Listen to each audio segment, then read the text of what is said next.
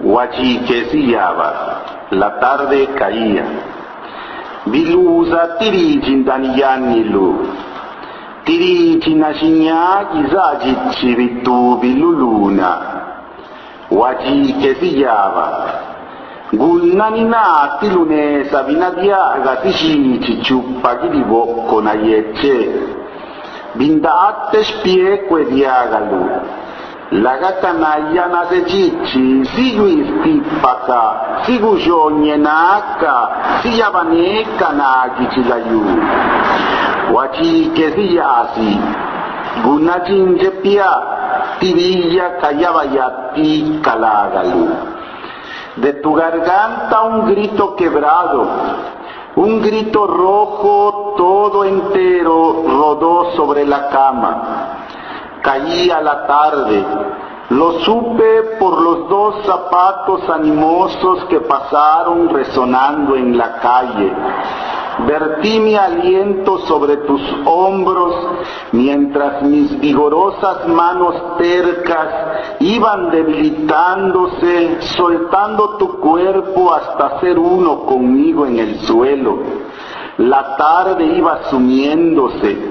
Lo supe enteramente por los tardos movimientos de tus párpados.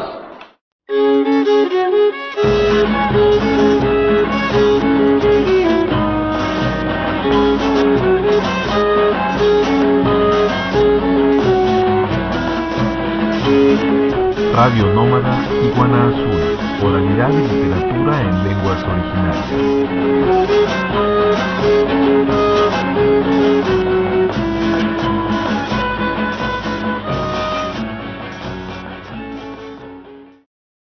Sikakanga ñaka, que así fuera.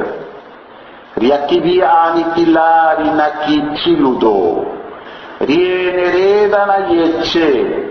Riassaneriava, sha natigubicharo pilari badungiu kajitte kusiguna yuse dushu vi, cabeza sikaru, sikakanga nyaka indarana shistinu, sikalari kichiludo kagappa vi, sikalari kichiludo pushiga indanabani.